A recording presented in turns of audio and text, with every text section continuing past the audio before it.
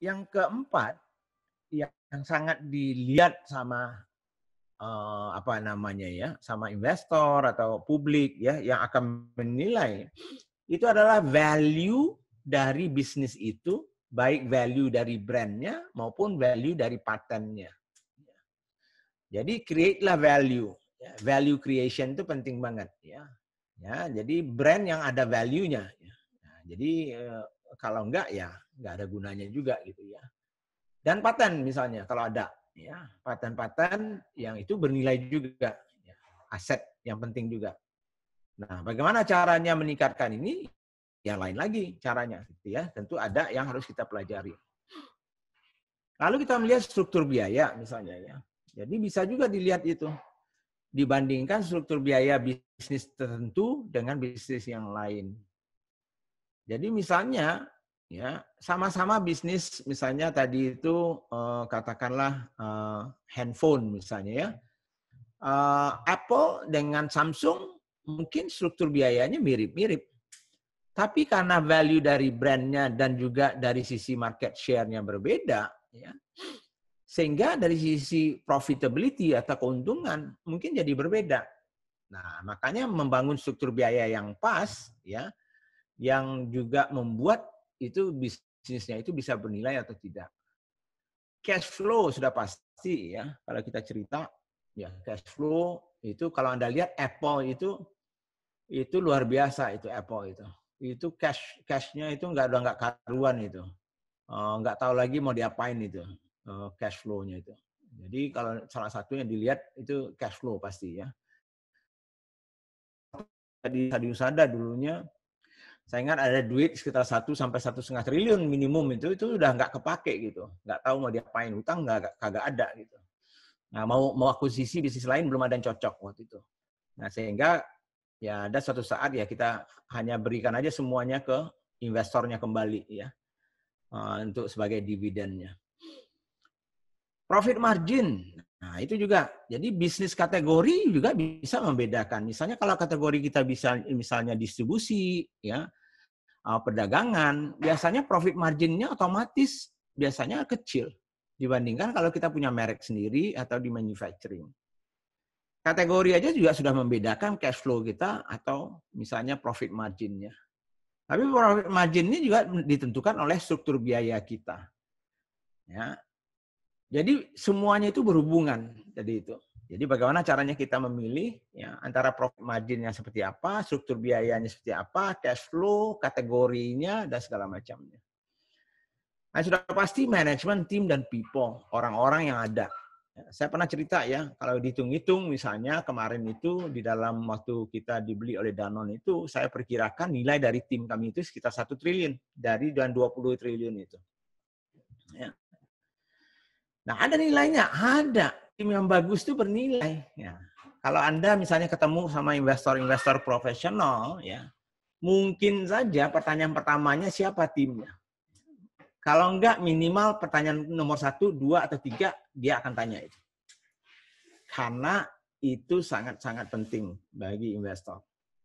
Yang sudah pasti ya masalah legalitas, ya, administrasi keuangan, ya itu kalau Anda nggak beres ya sudah pasti pajak dan segala macam. Itu kalau Anda sudah nggak bayar pajak itu nilainya sudah langsung. Malah ada investor yang malah kalau Anda pajaknya nggak beres ya bagi dia sih nggak usah. Yang lain-lain nggak perlu dilihat. Kalau Anda saja sudah melanggar hukum saja misalnya mereka sudah nggak mau misalnya. Nah itu contoh lagi.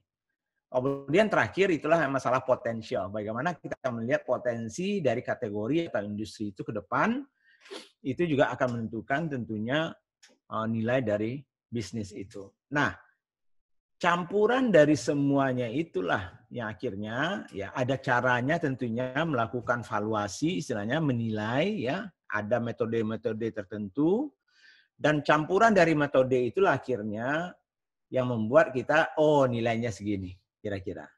Nah, kalau perusahaan yang sudah go public, ya mungkin nggak perlu lagi berpikir seperti itu, cukup melihat di pasar nilai sahamnya berapa, market capitalization-nya berapa.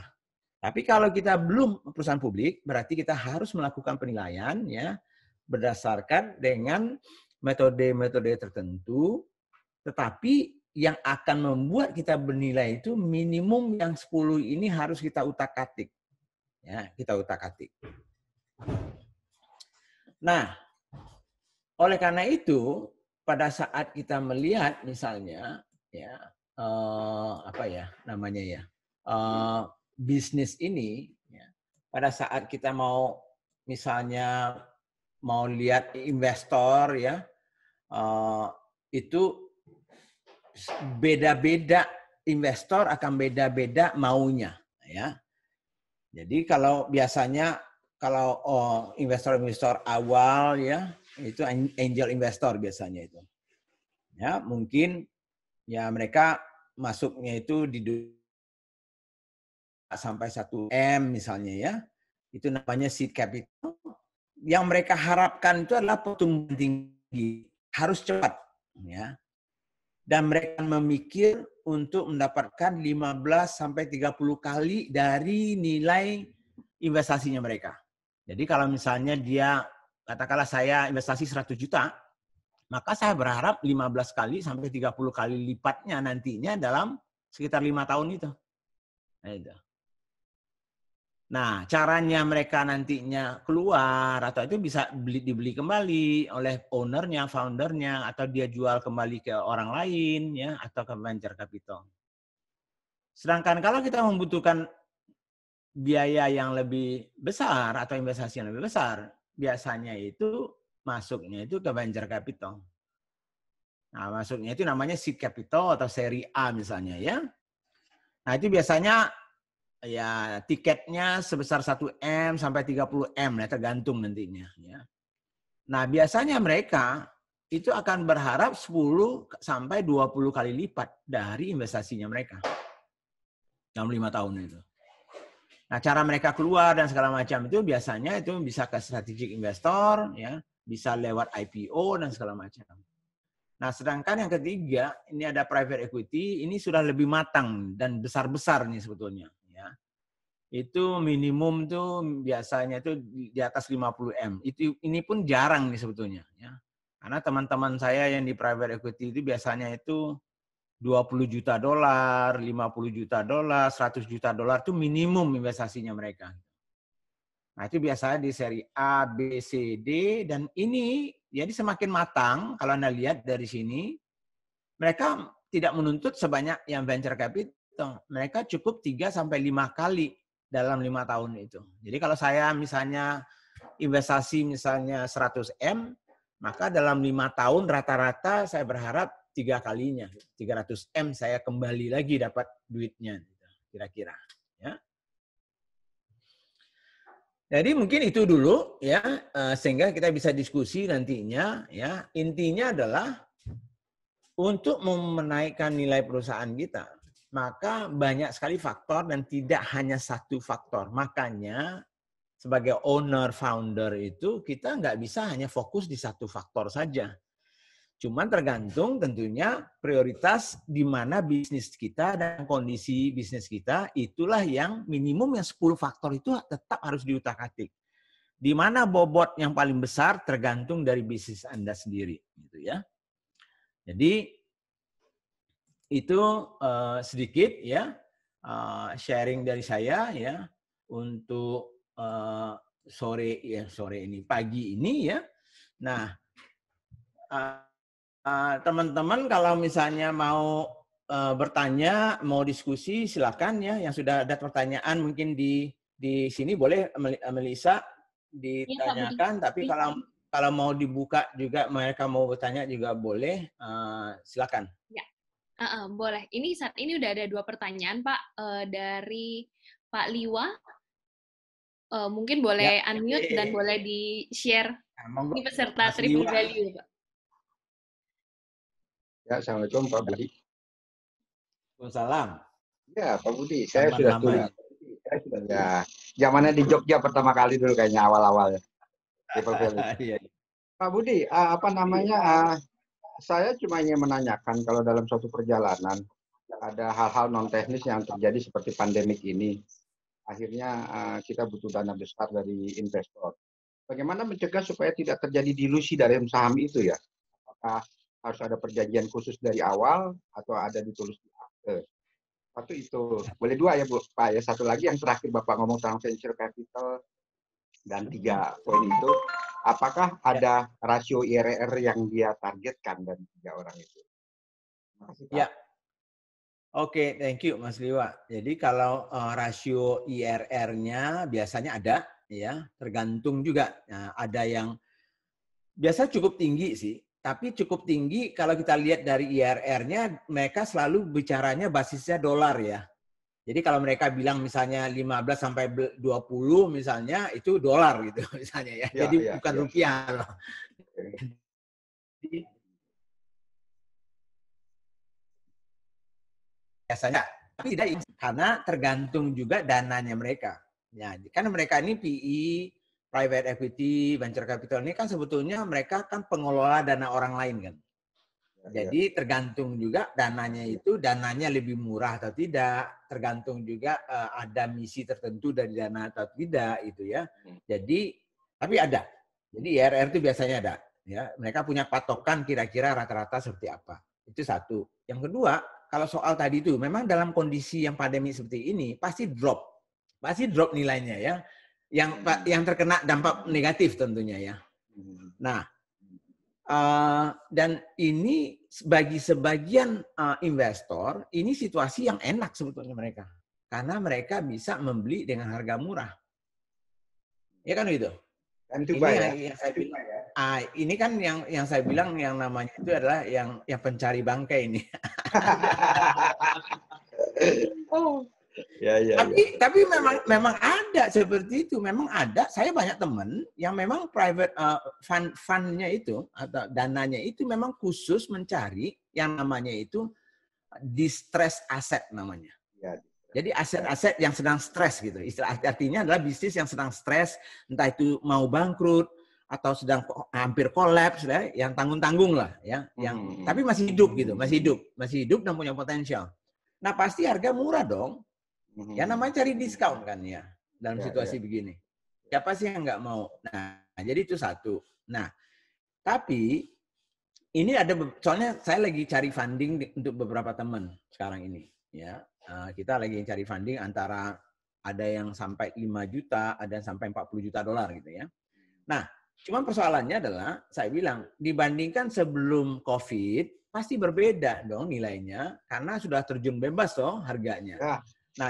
Nah, caranya mungkin Mas Liwa, mungkin caranya satu, meyakinkan investor itu bahwa situasi yang COVID ini namanya situasi anomali. Kalau kita bisa meyakinkan itu, ke depannya itu sebetulnya, kalau istilahnya saya dalam statistik gitu ya, pada saat kita membuat tren, kalau ada data yang anomali, maka yang anomali itu harus dikeluarkan dari trennya. Oh, oke. Itu kan caranya. Ya kalau enggak merusak trennya toh. Kalau hanya gara-gara dari satu itu. Jadi kalau kita keluarkan sebetulnya misalnya 5 bulan ini ya bisnis kita ya dibuat trennya itu harusnya kan yang normalnya kan itu. Kalau kita bisa meyakinkan mereka bahwa ini adalah anomali. Jadi itu satu, itu caranya ya. Tapi tetap aja mereka cari bangke ya, cari diskon, pasti mereka akan tetap aja ngotot bahwa ya nggak bisa sama. Oke, fine ya.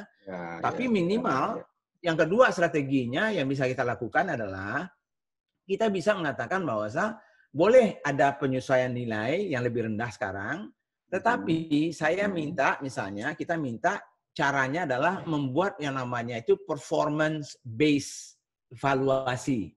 Jadi penilaian berdasarkan performa. Jadi katakanlah sekarang, dulu nilainya perusahaan Mas Liwa misalnya 100M. Tapi dengan kondisi sekarang, turun nilainya menjadi 50M.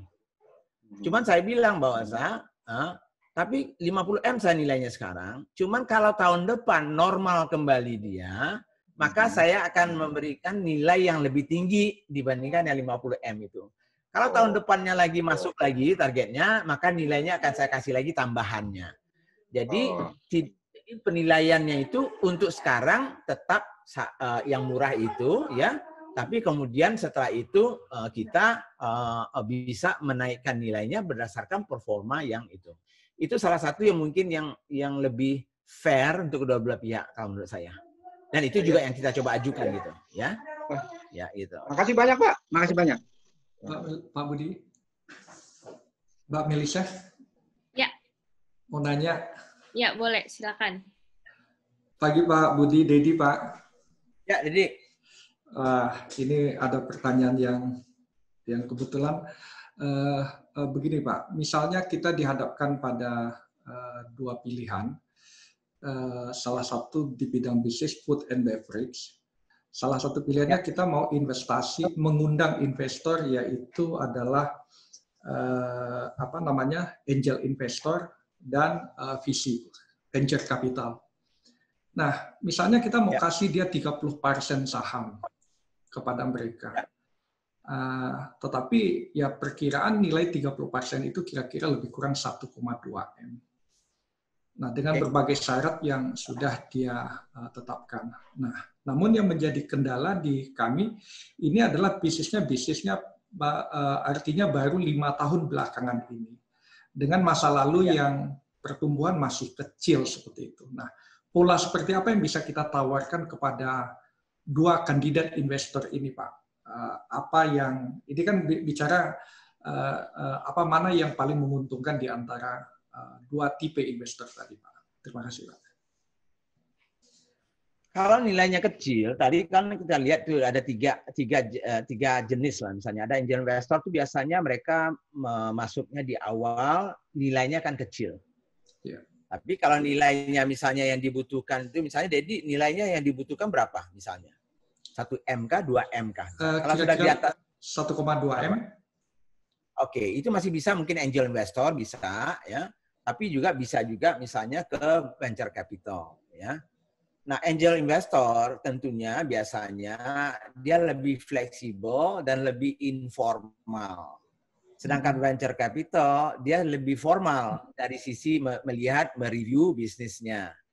Tapi kelebihannya venture capital biasanya mereka punya networking. Mereka punya pengalaman dengan bisnis yang mirip-mirip misalnya. Sehingga dia bisa membantu mengangkat kita. Sedangkan angel investor belum tentu. Ya, makanya juga pilih-pilih juga angel investornya. Kalau bisa angel investor itu juga jangan hanya yang uangnya aja yang banyak. Kalau saya nggak butuh uang banyak, saya butuh misalnya jaringannya dia, saya butuh namanya dia, kan itu. Nah, itu yang membuat nilai kita, jadi bukan uang itu kadang-kadang cuma 1 M, tapi dengan namanya dia bisa bernilai sebetulnya 5 M. Karena dengan dia masuk itu aja sudah beda rasanya. Makanya lihat cara-cara mereka membangun bisnis itu. Yang pertama masuk sedikit dulu. Nah, dia cari venture capital yang punya nama. Pada saat masuk sedikit, dia melepasnya sedikit. Nah, masuk ronde kedua, dia cari lagi investor yang lebih besar. Tapi investor yang lebih besar, karena sudah ada yang masuk yang duluan, yang sudah punya nama, pasti dia bernilai berbeda kalau kita langsung dengan mereka. Istilahnya itu kan kadang-kadang namanya. Jadi kalau sudah ada, itu Sequoia itu udah masuk loh di situ. Wah, ini pasti bagus dong bisnisnya. Nah, kan gitu kira-kira kan itu. Yeah. Nah, jadi pilihannya yang mana? Nah, tergantung kita juga. Kita hanya butuh duitnya saja kah? Gitu ya. Atau kita butuh duitnya tetapi juga dengan namanya, dengan jaringannya. Jadi kadang-kadang kita berkorban mungkin sedikit gitu ya, tambahan. Jadi kita lebih murah ngasih di depan gitu ya. Tapi kalau kita bisa berharap kita memakai jaringannya dia, namanya dia, trust-nya dia, sehingga sebetulnya diskon yang kita berikan itu sebetulnya sangat bernilai nantinya. Nah, jadi itu pertimbangannya ya. Pilihannya ya terserah sih menurut saya sih. Formal, informal tadi itu. Jadi jangan cari hanya yang duitnya aja sih menurut saya. Itu ya, bisa dua-duanya ya Pak ya. Kalau bisa dua-duanya. Oke. Terima kasih Pak. Oke, nextnya kita bisa ke Coach Ferdi. Pertanyaan. Yes, Coach Ferdi. Ya. Coach Ferdi udah tidur nih kayaknya. Oke, mungkin di mute. Ini pertanyaan dari Coach Ferdi. Kalau ada investor yang invest, apakah dananya masuk ke perusahaan atau ke pribadi, Pak Budi? Ya ke perusahaan dong. Jadi kan tergantung gini ya. Jadi kalau misalnya katakanlah perusahaan kita katakan nilainya 10 M, ya 10 M ya. Lalu kita butuh dana. Kan orang investor itu pada saat kita mencari investor ya, mereka akan tanya untuk apa sih dananya? Kan itu. Dan biasanya si investor hanya mau, bukan hanya mau sih, biasanya pada umumnya mungkin 90% ya, itu hanya mau untuk pengembangan bisnisnya. Jadi bukan untuk masuk kantong yang punya. Itu perbedaannya. Kalau kita masuk ke kantong yang punya, berarti kita menjual saham lama kita. Sedangkan kalau yang namanya kita mau mengembangkan diri, maka si investor itu masuk, kita mengeluarkan saham yang baru. Jadi mereka membeli saham baru, bukan saham lama. Kalau saham lama dibeli, itu duitnya ke kantong pemilik. Kan gitu. Itu namanya kita mau exit. Kita mau keluar. Gitu. Nah kalau mau keluar, kan kalau investor kan akan bertanya, toh. Gila, kalau saya masuk, yuk keluar, jangan-jangan ada masalah. Lu nyuruh gua masuk, lu keluar gimana sih katanya. Jadi makanya si investor jarang sekali ya yang mau misalnya membeli, ya makanya salah satu cara kita mau exit itu biasanya kebanyakan itu IPO. Ya kecuali kalau betul-betul kita ada yang mau menjual, kita jual bisnisnya ke orang lain, ya kita betul-betul sudah nggak mau lagi bisnis itu, ya itu lain gitu. Tapi pada umumnya kalau kita mau bicara mengenai ekspansi, mereka akan tanya, duitnya untuk apa? Oh, duitnya untuk sebagian untuk saya, Pak. Saya kan juga mau nikmati, sebagian lain bikin pabrik. Yang nggak mau dia bikin pabrik semuanya, nggak ada tuh. Nanti nikmati sama-sama ya. Pada saat IPO. Nah, gitu kira-kira. Siap, Pak Budi. Oke, next-nya kita ke Pak Ranan. Mungkin mau di-share langsung pertanyaannya. Selamat pagi Pak Budi, makasih sharingnya sangat bernilai. Ya. Pertanyaan saya ada beberapa Pak. Jadi yang pertama kan faktor Bapak tadi share untuk value dari perusahaan gitu kan. Nah, ada pertanyaan kalau misalnya di jalur distribusi itu apakah termasuk salah satu nilai dari perusahaan? Misalnya dia sudah punya jalur distribusi di beberapa provinsi gitu kan. Apakah itu sebuah nilai?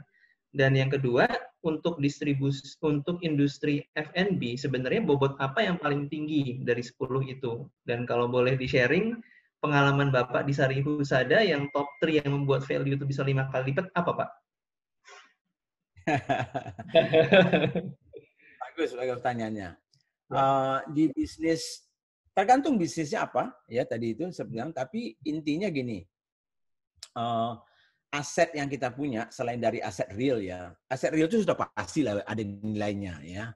Misalnya kita punya pabrik nilainya tanahnya 10 M, habis itu nilai mesinnya 10 M ya, berarti itu ya sudah pasti ada nilainya 20 M. Tapi saya maksudnya yang lain-lain ini yang tidak terlihat itu yang kadang-kadang yang jarang kita perhatikan. Jalur distribusi dan titik distribusi itu ada harganya. Jadi ada nilainya ya, karena secara tidak langsung nantinya itu yang akan nantinya berhubungan dengan yang namanya sustainable sales growth-nya. Ya.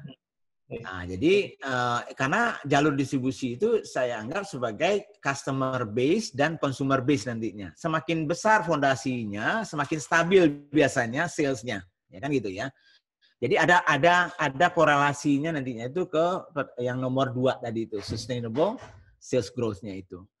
Kemudian pengalaman saya selama ini, kalau khusus bisnis-bisnis yang consumer goods dan juga mungkin yang banyak berhubungan dengan konsumen langsung, biasanya itu adalah value yang paling besar itu adalah yang tidak kelihatan, yang namanya intangible asset, ya. Jadi kalau Anda lihat misalnya pengalaman saya di Sari Husada itu, waktu saya masuk ya asetnya itu real ya, kita cerita ya di dalam neracanya itu misalnya pabriknya, mobil, tanah dan segala macamnya itu hanya 1 triliun. Sedangkan nilainya 4 triliun. Berarti ada 3 triliun tuh selisihnya toh. Antara aset real pabrik dan segala macam itu dengan nilai yang berani dibayar oleh investor. Nah, yang 3 itu apa? 3 itu termasuk di situ ada namanya goodwill, di situ ada namanya brand, ada paten, ada formula, ada dan segala macamnya. Jadi kalau dilihat dari situ, yang namanya intangible asset itu biasanya akan lebih besar nilainya dibandingkan yang tangible asset atau aset yang fisik berwujud. Nah, salah satunya itu adalah value-nya dari itu. Value-nya, brand-nya, patennya, dan segala macamnya itu. Ya. Jadi kalau Anda membandingkan itu, nah, yang mana yang paling bernilai, ya sudah pasti yang itu. Kan itu ya. Tapi untuk membangun itu, Anda butuh semuanya. Jadi jangan pikir masa saya harus membangun value brand itu, saya cukup membangun brandnya aja, komunikasi udah cukup. Nggak bisa. Kalau brandnya sudah dikenal, terkenal kan belum tentu profitable. Iya kan? Yeah. Kodak dikenal seluruh dunia. Sampai sekarang pun sudah mati pun dia masih dikenal. Tapi brandnya sudah nggak ada nilainya. Artinya kalau mereknya istilahnya, mereknya. Ya. Jadi nanti dimarahin Pak bisa nantinya. Merek beda dengan brand gitu ya. Nah, jadi itu yang saya bilang tadi itu ada nilainya. Ya, ada nilainya. Tapi semuanya itu berkaitan. Ya. Untuk membangun value kita harus punya apa? Kemudian untuk value itu baru akan bagus tercermin kalau sales-nya ada. Kalau nggak ada revenue, buat apa value itu? Value itu maksudnya kalau kita meningkatkan value, meningkatkan brand kita dan segala macam, ujung-ujungnya harusnya ada sales-nya, lalu ada orang repeat, ada orang loyal, kan itu ujungnya. Kan itu. Tapi kalau sales-nya bagus segala macam, profit-nya nggak ada gunanya juga. Kalau cost-nya lebih tinggi, buat apa? Cost structure. Kalau cost structure nggak diatur sedemikian, profit margin-nya nggak bagus. Nggak juga bagus dia. Lalu untuk melakukan semua harus punya tim yang bagus. Kalau nggak juga bisa jalan. Jadi berhubungan tadi itu. Nah, cuman kan tergantung kondisi perusahaan kita yang mana nih yang menjadi prioritas. Kan gitu. Nah, jadi waktu saya masuk misalnya Sarusada, prioritas pertama saya bukan di sales-nya. Membangun kembali DNA dari bisnisnya. Itu utamanya saya waktu itu. Nah, sisanya saya biarin aja dulu. Saya bangun aja itu dulu. Nah, setelah itu baru saya bangun value-nya. Saya bangun lagi brand-nya. Baru saya perbaiki yang lain. Baru sales distribusinya, baru cost margin-nya, baru ini bla bla bla bla. Nggak sampai 3 tahun kita sudah bisa 5 kali lipat nilainya yang kita dapatkan. Nah, itu. Nah, jadi prioritasnya beda-beda, tergantung situasinya. Oke, Ranan ya? Oke, lanjut. Oke, lanjut ke Parian Kak Kiva. Oke, Pak Budi. Selamat siang, Pak. Pak Budi, jika usaha kita nih baru-baru mulai start, menurut Pak Budi, kira-kira kapan saat yang terbaik, Pak, kita melakukan pendekatan ke investor?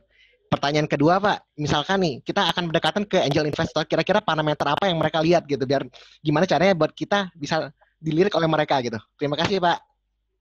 Oke, 2 pertanyaan. Kapan kita mulai melirik investor? Ya. Kapannya adalah kapan Anda butuh dana. Kalau Anda nggak butuh dana, nggak usah. Networking, Pak. Apanya? Kalau hanya networking gitu, butuh jaringan dia, networking dia. Apakah kita ngelirik juga? Kalau berteman dengan itu ya networking biasa, ya biasa aja. Tapi kalau kapan Anda mau membutuhkan mereka, berarti kapan Anda butuh dana. Tapi kalau untuk berteman kan Anda nggak butuh mereka. Itu berarti kan networking. Ya, Anda wajib sebetulnya sebagai pengusaha mulai membangun network itu. Karena nggak gampang juga, terutama dengan angel investor. Karena angel investor ini dia lebih fleksibel. Angel investor ini nggak banyak cincong. Paling dia lihat-lihat mukanya Rian ya, kayaknya nih masa depannya cerah nih mukanya nih. Ya udah, saya mau invest di Rian. Kadang-kadang kayak gitu aja tuh. Iya kan, itu karena dia nggak terlalu formal dan jumlahnya juga nggak banyak lah, 25 juta, 100 juta. Jadi nggak perlu kayak venture capital. Tapi berarti Anda harus membangun kepercayaan dulu toh. Nah, lalu yang kedua pertanyaannya adalah apa tadi itu? Bagaimana biar kita bisa dilirik mereka gitu, Pak? Pas kita nawarin proposal mereka setuju. Perbaiki yang 10 tadi itu. Oke, langsung 10. Ya, yang mana prioritas? Tentu diprioritaskan dong. Maksudnya 10 itu kan pasti ada prioritasnya nih. Apakah salesnya dulu, tapi carilah sales yang stable, yang stabil gitu ya. Marginnya mungkin diperbaiki gitu ya. Ini kan yang kaos kaki ya, Rian ya? Iya, Pak. Nah, itu kan Anda sudah sebetulnya bagus itu punya spesifik niche apa namanya? Olahraga ya? Kemarin yang anti blister, kesehatan. Kalau itu kan atik itu sedikit saja, lalu bangun value-nya itu yang lebih, kemudian bangun brand-nya dengan kuat gitu ya. Jangan lirik kanan kiri lagi, fokus aja di situ sih, mungkin cukup banyak menarik. Kemudian gabung dengan unsur teknologi. Zaman sekarang harus ada penggabungan dengan unsur teknologi. Jadi misalnya kaos kakinya ada, misalnya bisa pakai misalnya Samsung punya aplikasi ya, melihat langkah Anda melalui kaos kakinya Anda misalnya, saya nggak tahu ya. Lalu bisa mengukur misalnya kesehatan bisnis Anda misalnya ya, melalui itu misalnya, saya nggak tahu. Oke, thank you Pak. Ya. Oke, kita lanjut ke Pak Mufa. Iya. Ini karena ada orang di rumah saya, jadi orang ini teriak-teriak nih di belakang nih, saya nggak tahu nih Gojek apa. Nggak apa-apa, Pak. Oke, perkenalkan saya mau izin bertanya, Pak. Ini kan saya mau start project real estate development ya. Ini kan ada 3 pihak yang masuk dalam project ini. Yang pertama ada pemilik tanah, landowner, terus ada investor, dan ada profesional saya. Nah, 3 pihak ini itu gimana cara penentuan harga sahamnya? Apakah dari total nilai tanahnya atau dari total minus EBIT dari tahun pertama, Pak? Jadi butuh duitnya berapa, terus maka investor perlu masuk duitnya berapa? Itu aja sih pertanyaannya.